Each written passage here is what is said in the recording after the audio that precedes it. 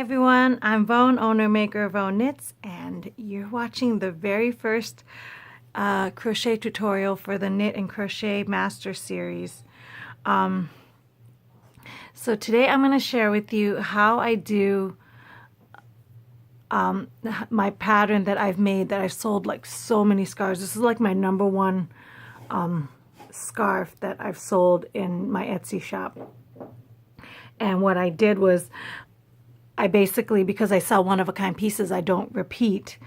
So what I've done is every time that pattern, like that scarf would sell out, that listing would sell out, I would just replace it with the new pictures of the newer colors, and then and use the same listing so that the SEO can roll over.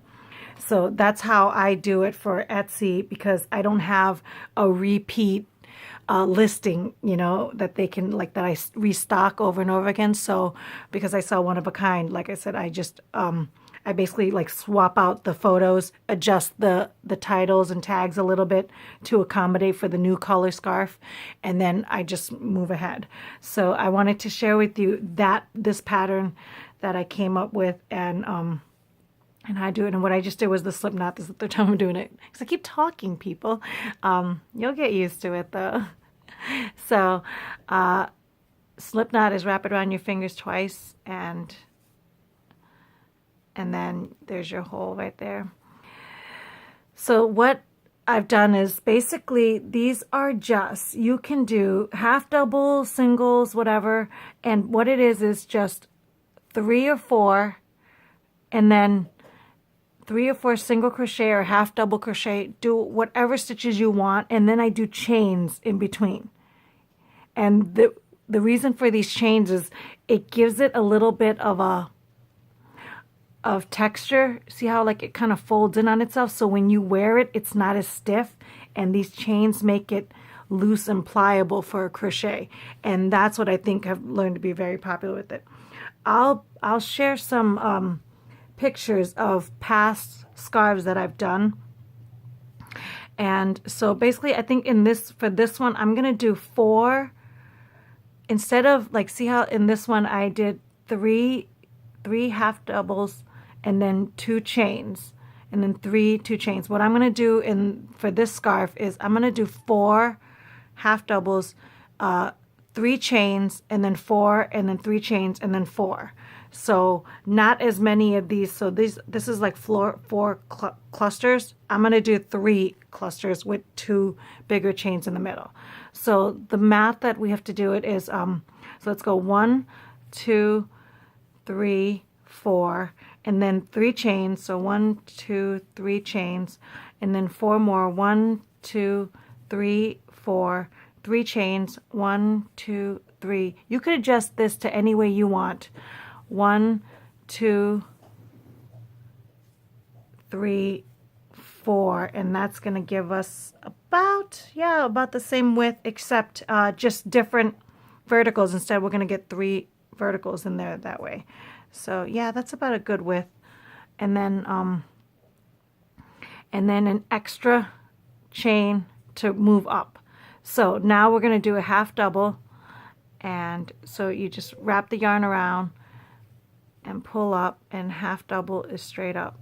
I'm wondering if, I'm not sure, because I'm using the blanket yarn, and this is AC Moore's version of the Bernat blanket yarn. So this is Stitch Studio by Nicole Chateau, is the same as that, just AC Moore's version, and this is Bernat's, and I think Michael sells that. So I want to see if my half double is the right size.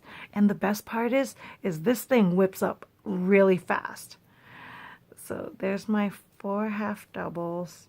Yeah, that looks pretty filling. And then we're going to do 3 chains. 1, 2, 3. And because we did 3 chains, we're going to skip 3 down here. So that's 1, 2, 3. It's a little tough to read. I don't know if you can see it, but in black is the toughest. So I skipped 1, 2, 3, and then I'm go half double into the next one. Black is the toughest color to film and to see, but if you can do that, you can basically, you're at a master level already. So that's 1, 2, 3, 4. I might have to pause this video if my little puppy is going to be a pain in my behind. I might have to throw him in the crate. Hey. And he is. Hold on. All right, and I'm back. We'll see if he interrupts me again. And then he's definitely going to cage. I gave him a warning round. So it's 1, 2, 3, 4. And he's not. All right. Okay, now he's in the crate. So let's finish on here. So we got 4, 3 chains, 1, 2, 3, 4. And then 1, 2, 3 again. And then 1, 2, 3. And another. So we're skipping 3. And then we're going 4. So we should have 4 chains left to do this, or 3 now. So it's 1, 2, 3, and 4, which is the last one. And I'll show you right how I bring up this end. So what happens is normally people would just go ahead and finish the third one and then have an end to weave in, but I always weave up my ends. So how I do that is, so this is the working yarn. So what you do is you grab that end and you flip it up. So see how it kind of goes around it. So then once you, crochet it over. So now it's up there and you sling it back, and basically you just keep kind of hiding the end. So all you do is chain the end. I always chain the end for singles and half doubles because it gives you a nice cleaner edge, this chain. Plus it helps you move up. But I don't count it. It just becomes an edging, and it gives you a nice clean smooth edging when you do it that way.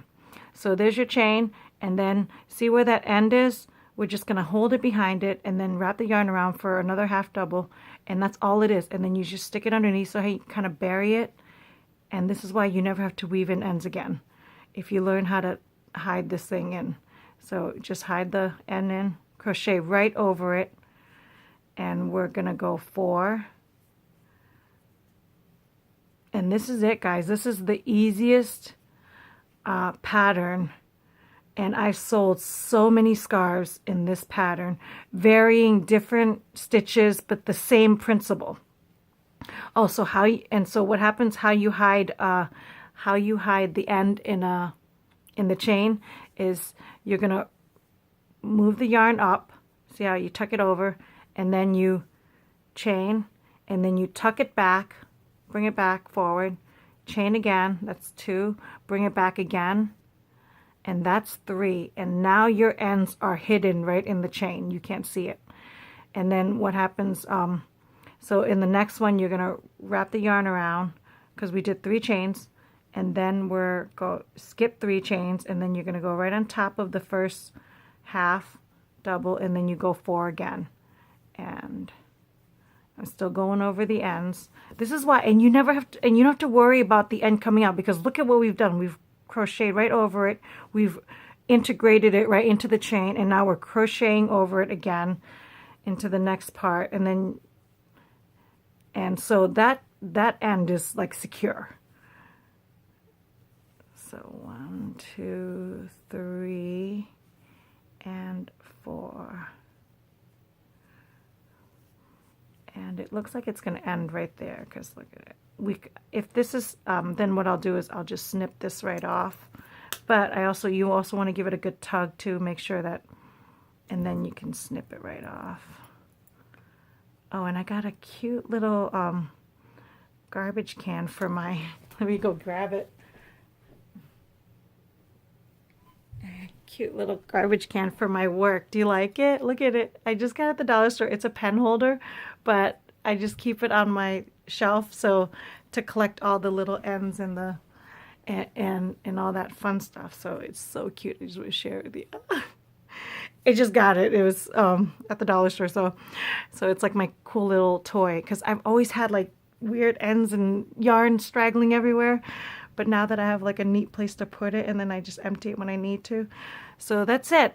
This is the easiest pattern. So it's what we got 4, and then 1, 2, 3, and then as you can see, look at how fast this is, because you're working with the blanket yarn, which is super thick, and I'm using, the yarn calls for size K hook, but I'm using the NP hook, and I think this is the perfect size for this yarn, because it gives it loft.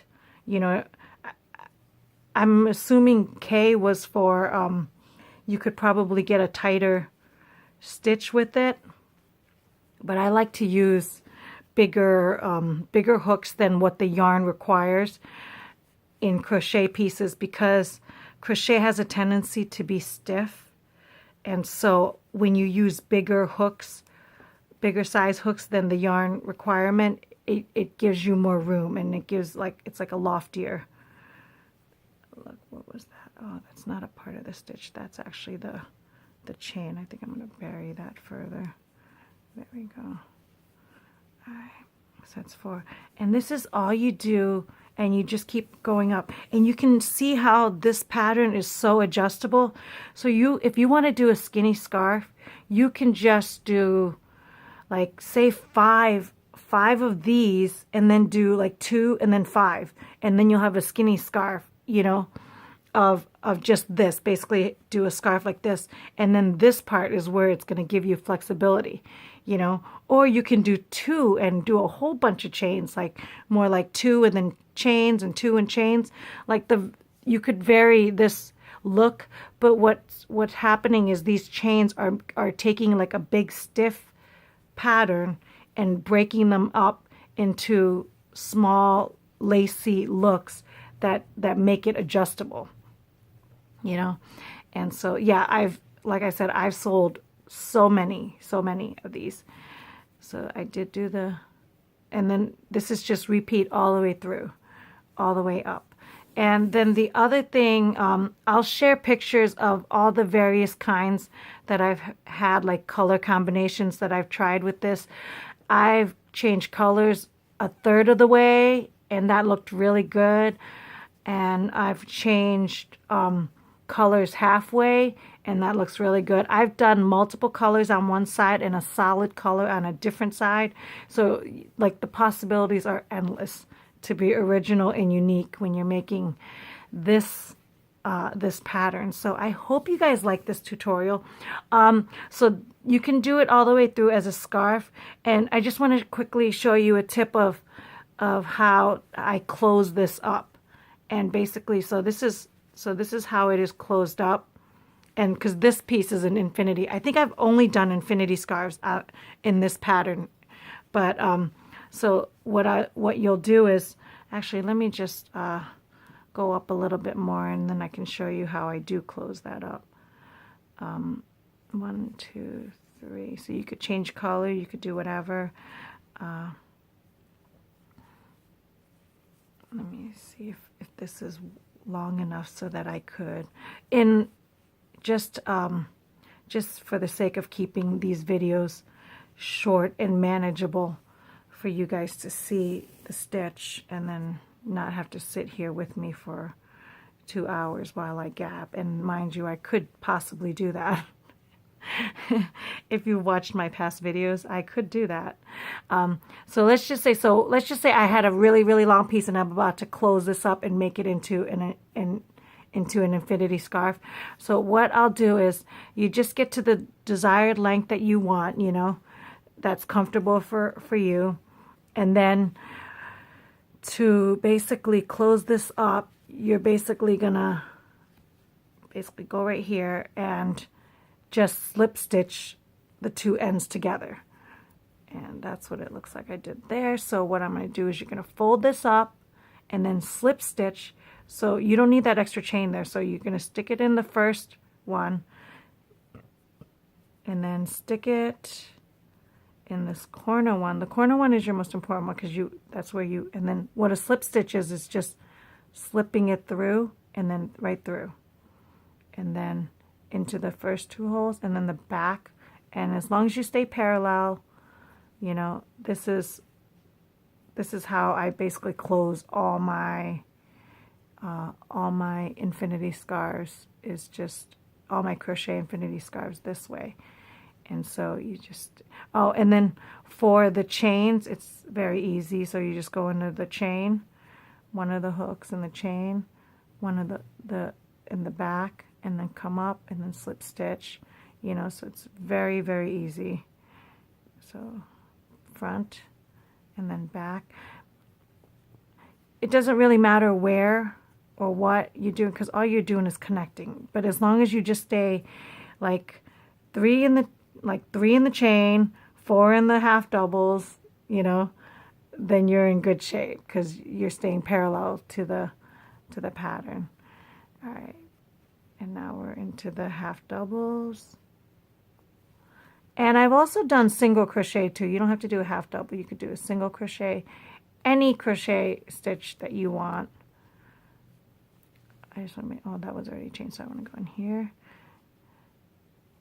See, so you get the point. So you just slip stitch it all the way through, and that closes this up. And that's pretty much it. That's it. And then when, say you're all done, and when you just pull it up, cut the yarn, and then pull it through, and then you've got your infinity scarf.